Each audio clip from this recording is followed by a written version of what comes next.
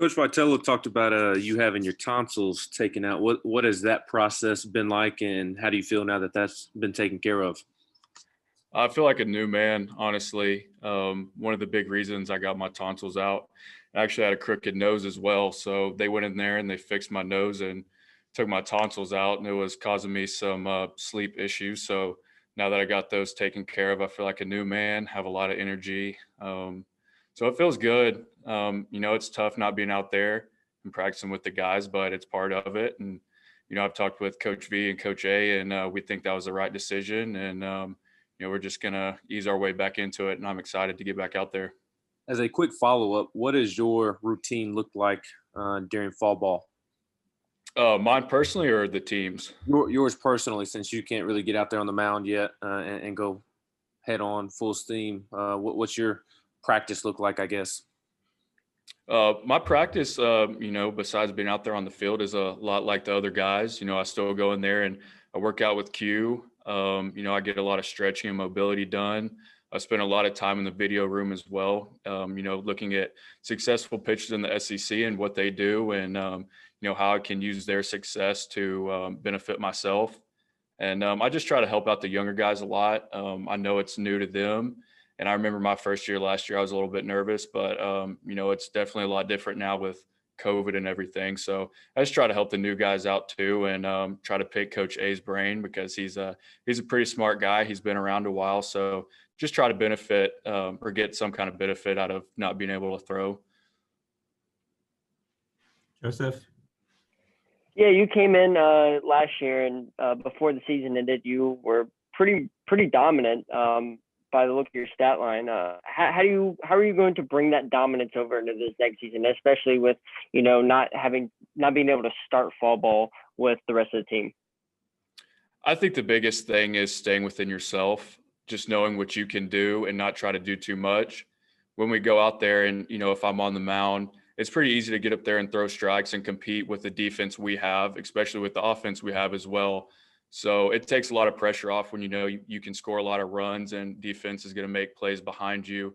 So I think the biggest thing is, staying within myself and, just try to be competitive and make competitive pitches and let the defense back you up. All right, we'll go to Mike and then Ryan. Jackson, what was your mentality going into the MLB draft last year? Had you kind of outlined basically a number and a plan that was going to lead you back to Tennessee? And if so, why was coming back something you wanted to do? A big thing for me is, I really fell in love with the team last year and the coaching staff here. It's pretty special. I don't think there's another coaching staff in the SEC like we have here. I mean, Coach V, he's our head coach, but he's pretty easy to have fun with. So that makes practice a lot of fun. Coach A, obviously great pitching guy, fun to work with as well. Coach Q gets us right in the weight room, but at the same time, you can mess around with him.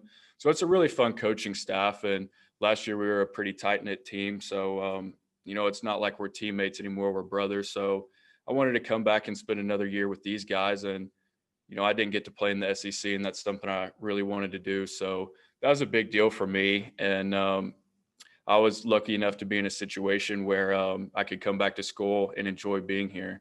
So that was a big reason. It's just easy to come back with the staff we have here.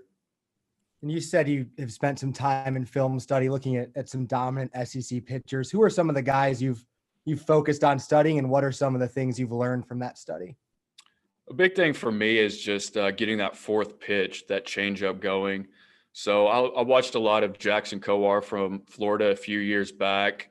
He was a big guy I like to watch, how he's releasing his pitch, how he's using it in different counts. And a big thing with pitching is just throwing everything with conviction, whether it's a fastball, curveball, slider, you want to throw everything with conviction. So just learning how to throw that with conviction and seeing how he's doing that is a big part of how I'm going to utilize that, you could say. You mentioned spending a lot of time with the newcomers. Have any of those guys stood out to you this fall? Blade Tidwell's been excellent. Fitzgibbons, he's been great. So watching those guys and see them grow, with the fall and COVID, I mean, they've grown a lot. So it's pretty fun to watch those young guys go out there and compete, and the stuff they have as freshmen, it's pretty special. All right, we'll go to John Wilkerson and then back to Ben. Jackson, what was it like to see Garrett do what he did, and I mean, just go out and shine the way he did with the White Sox? Right. The running joke this year is I lived in an expensive house last year. I was roommates with Garrett and I was roommates with Alric. So my house brought in a lot of money, but it's pretty special to see a guy like him go out there and do what he did at the major league level. I mean, we all knew what he was able to do, but I know a lot of people outside of our team had questions about, his health and stuff like that. And it's great to see him go out there and do what he did and prove everybody wrong. I mean, that's pretty special. As a follow, what was last season like? I mean, you guys get off to a fantastic start. Everything gets shut down in March. Then there's no summer ball like you might be used to. How different have these last 6-7 months been for you as a ball player? It's been very different. We follow protocols at practice. We wear our mask, we social distance and all that. But at the same time, baseball, you're not too close to everybody. So it really hasn't gotten in the way a whole lot. But, last year, our team, we were very confident. We were a tight-knit group. So it was easy to play behind everybody and play with everybody. So, obviously there's the question of what could have been last year. And I think we had a very special team. But I think the most important thing is to look forward into what's going to be, this upcoming season and be where our cleats are, as Coach V likes to say. I asked Coach Vitello if he thought you all have picked up where you all left off when the season was canceled, and he talked about, just as you have mentioned a couple of times, how close-knit of a group y'all were last season and how big of a role that played in y'all being successful last season. Do you feel like this team, even without Garrett and Alric and Zach Daniels, do you feel like this team is as close? I know it's early, it's fall ball, but do you feel like this team is as close as last year's team? It's still early. As of right now, I would compare us to the same we were last year. Obviously, as we spend more time together, then we will get closer. But I see no reason why we can't be as close as we were last year. I think we're making the correct strides of being close as a team. So I think we'll be just as close as last year.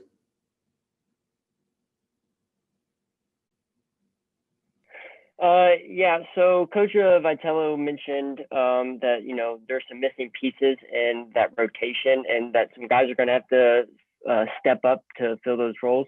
Do you think you can be one of those guys that step in and, take control of the team, and when you're out there, give your guys a chance to win? I think a lot of people on our pitching staff could do that. Coach Anderson, he has that he teaches that mentality for us to go out there and compete and just fill up the zone. And I think we have a lot of guys that can step in and fill that role. I'm excited to see how our staff does this year. We have some pretty talented guys, and I think it's going to be a lot of fun.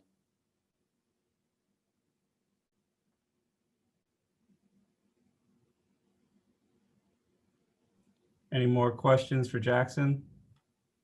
Mike Wilson?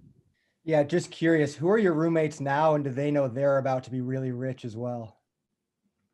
I room with Sean Hunley, Evan Russell, and Drew Gilbert. So I definitely live with some guys who are going to make some money this year and next year. So it's going to be pretty fun. So it's a fun house to live in. Obviously, we know about Drew Gilbert and his on the field antics. So it's a really fun house, and he keeps us on our toes. All right. Thanks, Jackson. Appreciate your time, man. Absolutely. Thank you.